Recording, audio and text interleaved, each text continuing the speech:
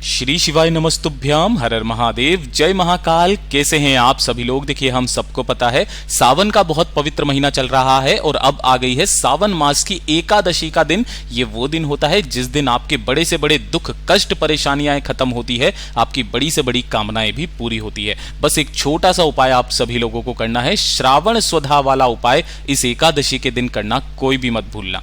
पूज्य गुरु जी की कथा से सुन करके और समझ करके पूरे उपाय को बड़े ही आसान भाषा में आपको बताऊंगा, परंतु उससे पहले आप सबसे एक छोटी सी प्रार्थना, जो लोग पहली बार आए हैं चैनल को सब्सक्राइब जरूर कीजिएगा और वीडियो को लाइक करके देवादिदेव महादेव का कोई सा भी प्यारा नाम कमेंट बॉक्स में लिखना मत भूलिएगा। इस पूरे वीडियो में हम 3 महा उपायों के बारे में बात करेंगे जो कि आपको इस सावन मास की एकादशी के दिन करने ही करने हैं। ध्यान से सुनना, समझने की कोशिश करना। सबसे पहले बात करते हैं पहले वाले उपाय की।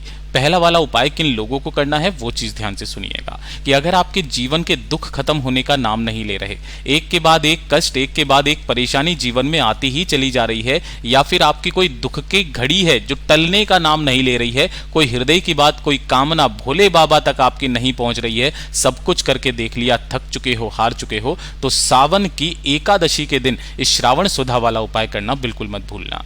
आप सभी लोगों को क्या चाहिए? मात्र 1 लोटा शुद्ध जल अपने घर का लेना, तांबे के कलश में, और इसके अंदर आपको 2 से 4 बूंदे जो पवित्र नदी का जल आपको मिल जाए। आपके घर में जनरली गंगा जल आपको मिल जाता है ना, तो गंगा जल आप इसके अंदर मिला लेना, ज्यादा नहीं, 2 से 4 बूंदे गंगा जल की। और इसी के साथ में आपको एक दीपक तैयार करना है। ये जो दीपक आप तैयार करोगे, चाहे आटे का करो चाहे मिट्टी का, कोई दिक्कत नहीं है, लेकिन इसके अंदर आपको लगानी है गोल बाती और इसके अंदर भरना होगा घी। मैं हर बार बताता हूं ताकि आप गलती ना करें, ठीक है। ये 2 चीजों को लेकर के आपको पहुंचना है भोले बाबा के मंदिर में, शिवलिंग के पास। किस समय पर जाएंगे? तो देखिए, सावन का महीना चल रहा है, सुबह से लेकर रात्रि तक किसी भी समय पहुंच जाना। उत्तर दिशा, नॉर्थ डायरेक्शन की तरफ मुख करके आपको खड़े हो जाना है। जैसे आप पूजा पाठ अर्चना डेली करते हो, पहले आप वो कर लेना। उसके बाद में आपको 1 लोटा शुद्ध जल जो लेकर के आए हो, उत्तर दिशा की तरफ खड़े होकर के, मतलब कि आपका मुख उत्तर दिशा की तरफ होना चाहिए, तो आप शिवलिंग के पीछे खड़े होगे।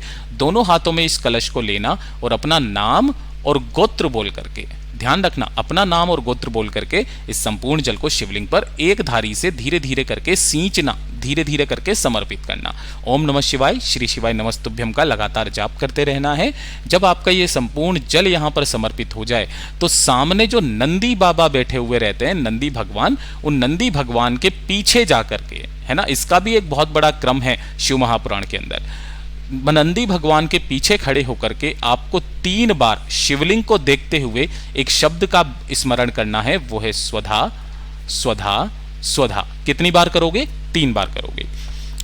स्वधा कौन थी? स्वधा जो मैया पार्वती जी हैं, ये जो कटी भाग होता है मैया पार्वती जी की नानी का नाम है, जो पितृलोक में निवास करती हैं, ठीक है। और जब आप 1 लोटा शुद्ध जल यहां पर शिवलिंग पर समर्पित करते हो, तो आपके द्वारा चढ़ाया गया जल का जितना भी भाग इस जलाधारी से नीचे की तरफ गिरता है, आपके पितरों के खाते में जाता है। पितर आपके तृप्त हो जाते हैं, खुले हाथों से आशीर्वाद लुटाते हैं, आपके जीवन के सारे कष्टों को खत्म करते हैं। इनमें सबसे बड़ा जो काम है ना, वो होता है पितरों के लिए। तो आपको यहां पर यह करना है। पूज्य गुरु जी ने कहा कि अगर आपके पास में समय है तो 3 बार स्वधा शब्द ना बोल करके, अगर कोई व्यक्ति 12 श्लोक होते हैं स्वधा श्रोतम में, है ना, स्वधा का पूरा स्रोत होता है जिसके अंदर 12 श्लोक होते हैं। अगर आप 1 लोटा जल चढ़ा करके नंदी के पीछे बैठकर शिवलिंग को देखते हुए 12 श्लोकों का स्मरण मात्र भी कर लेते हैं, तो इस स्रोत का पाठ करने मात्र से आपको 100 बार श्राद्ध करने का और सभी तीर्थों में स्नान करने का पुण्य फल भी प्राप्त होता है, जो कि ब्रह्मा जी के द्वारा रचित स्रोत है, ठीक है। यहां तक आप कर लेंगे। जब आपका ये पूरा उपाय हो जाए, जब आप मंदिर से बाहर की तरफ में निकलेंगे, तब आपने जो एक दीपक लिया है, उस दीपक को अपनी कामना कह करके शिवालय की चौखट पर लगा करके मात्र आ जाइएगा। एकादशी का इससे सुंदर उपाय कोई हो नहीं सकता, जो आपकी बड़ी से बड़ी कामनाओं की पूर्ति करे, जो आपके जीवन के सारे दुख, कष्ट, परेशानियों को खत्म करे। पूज्य गुरु जी का बहुत अद्भुत और अचूक उपाय है, जरूर कीजिएगा। बात करते हैं दूसरे वाले उपाय की। दूसरा वाला जो उपाय है ना, ये होगा आपके घर में अगर धन बिल्कुल आ ही नहीं रहा है, पैसे को लेकर के समस्या है ना, खर्चा बहुत ज्यादा हो रखा है या धन टिक ही नहीं रहा है, कर्ज लेने की नौबत आ चुकी है, दुकान व्यापार अच्छा नहीं चल रहा है, तो जितनी भी धन की संबंधित परेशानियां हैं वो एकादशी के इस वाले उपाय से खत्म होती है, ठीक है, आपको क्या करना है, आपको लेना होगा चावल। कितना लेना है, 1 कटोरी में आपको चावल ले लेना है, छोटी सी। अब जरूरी नहीं है कि आप सारे के सारे चावल के दाने अक्षत लो, नहीं, जैसे भी हो कणी ले लो, कोई दिक्कत नहीं है। ठीक है, 1 कटोरी चावल लेना है। इसी के साथ में आपको लेना है 1 बेलपत्र, जो कहीं से भी खंडित कटा फिटा ना हो। उसके साथ ही आपको लेनी होगी दुर्वा। अब दुर्वा का क्रम क्या है, या तो 1 लो, या 3 लो, या 5 लो, या 7 लो। ठीक है, कम से कम आपको 1 दुर्वा ले लेनी है। और उसके बाद में आपको लेना होगा, सबसे महत्वपूर्ण है, 1 सफेद फूल। क्या लेना है, 1 सफेद फूल आपको यहां पर ले लेना है। ले लोगे, आपको इन तीनों चीजों को इसी चावल की कटोरी के ऊपर रख देना है। जो आपने 1 बेलपत्र लिया है वो रखना, 1 दुर्वा ली है वो रखना, और 1 फूल लिया है उसे भी आपको इसी चावल की कटोरी के ऊपर ही रख देना है। इसे लेकर के अपने पूरे घर में घूमना, ओम नमः शिवाय मंत्र का स्मरण करते हुए, और घूम करके आपको आपके घर में जहां पर भी पानी पीने का स्थान है, परिंदा है ना, चाहे आरओ सिस्टम लगा होगा, उसके पास में इस कटोरी को रख देना, जिसके ऊपर आपने उन तीनों चीजों को रखा है। और इसी के सम्मुख में आपको गाय के घी का गोल बाती का दीपक प्रज्वलित कर देना है। ठीक है, जब तक ये दीपक जल रहा है तब तक आपको कुछ नहीं करना है। जैसे ये दीपक ठंडा हो, आपको इस कटोरी को उठा करके लेकर के पहुंच जाना है 1 लोटे शुद्ध जल के साथ में भोले बाबा के मंदिर शिवलिंग के पास। उत्तर दिशा की तरफ मुख करके खड़े होना। पहले आपने करना क्या है वो चीज ध्यान से सुनिएगा। 1 लोटा शुद्ध जल आपको यहां पर भोले बाबा की शिवलिंग पर समर्पित करना है। ओम नमः शिवाय, श्री शिवाय नमस्तुभ्यम का स्मरण करते हुए कुंदकेश्वर महादेव के नाम से। किनके नाम से करोगे, कुंदकेश्वर महादेव के नाम से समर्पित करना। जब ये पूरा जल समर्पित हो जाए तो कटोरी के ऊपर जो आपने 3 चीजें रखी है, कौन कौन सी, 1 बेलपत्र रखा है, 1 दुर्वा आपने रखी है, और साथ ही साथ 1 फूल आपने रखा है। अपने दाहिने हाथ की हथेली पर लेना, अपना नाम और गोत्र बोल करके आपके जीवन में आ रही जितनी भी धन से संबंधित समस्याएं, कर्जे को लेकर, अनावश्यक खर्चे को लेकर के, उन सभी समस्याओं से निजात पाने की कामना करते हुए, विनती करते हुए भोलेनाथ की शिवलिंग पर समर्पित करना। ध्यान रखना, यहां पर आपको चावल समर्पित नहीं करना है गलती से भी। ठीक है, जैसे आप यहां पर समर्पित कर दे, भोले बाबा से कामना करके, विनती करके, इन चावल को लेकर के जब आप मंदिर से बाहर निकलेंगे तो किसी भी ऐसे स्थान पर डाल दीजिएगा, चाहे मंदिर में डाल दीजिएगा जहां पर जो पक्षी होते हैं इन चावल के दानों को चुग लें। पूज्य गुरु जी ने कहा, जितना ज्यादा ये चावल पक्षियों के द्वारा चुगा जाएगा उतना ही पुण्य आपके खाते में जमा होता चला जाएगा। ये शिव तत्व है। पूज्य गुरु जी का बहुत अद्भुत और अचूक उपाय है, जरूर कीजिएगा। बात करते हैं तीसरे वाले उपाय की। ये वाला तो उपाय आपके घर की स्त्री को, नारी को, बहन को, बेटी को, माँ को करना ही करना है।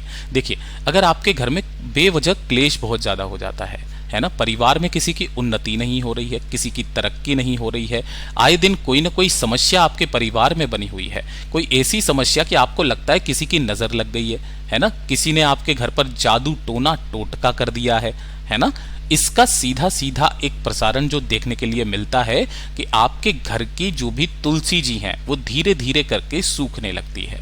ठीक है ना, तो अगर आपके घर की तुलसी जी नहीं चल रही है, धीरे धीरे करके सूखने लगी है, तो समझ जाओ आपके घर में किसी ने अभिचार कर्म किया है, किसी ने जादू टोना या फिर किसी ने नजर लगा करके रखी है, जिसकी वजह से आपके परिवार की उन्नति नहीं हो रही, तरक्की नहीं हो रही, परिवार में बेवजह कलेश रहता है, धन की आवक रुक जाती है।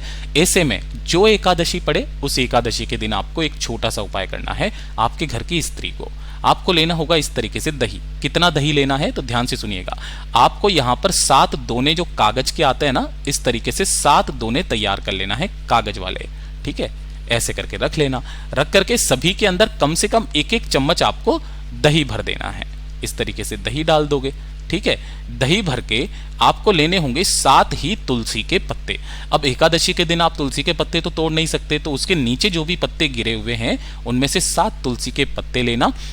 7 के 7 पत्ते एक एक करके एक एक कटोरी के अंदर आपको डाल देना है। ठीक है, सबके अंदर आपको 1-1 तुलसी का पत्ता डाल देना है, और 1-1 मिठाई का पीस, चाहे गुड़ ले लो या चीनी ले लो, कुछ भी ले लो, 1-1 मिठाई का पीस आपको सभी के अंदर डाल देना है।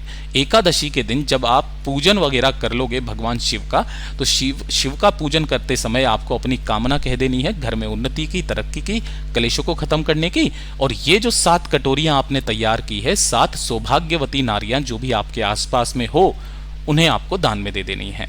दान में दे देना या फिर प्रसाद के रूप में दे देना। देने के पश्चात उन्हीं के घर में से आपको एक तुलसी जी का पौधा उसी दिन लेकर के आना है, या फिर अगले दिन लेकर के आ जाओ और अपने घर में लगा लेना। देखिएगा वही तुलसी का पौधा आपका चलने लगेगा और आपके इसके घर में आ जाने से घर के पर जिसने भी जादू टोना अभिचार कर्म वगैरह किया हुआ है या कुछ भी नकारात्मक शक्ति है वो सारी दूर हो जाएगी।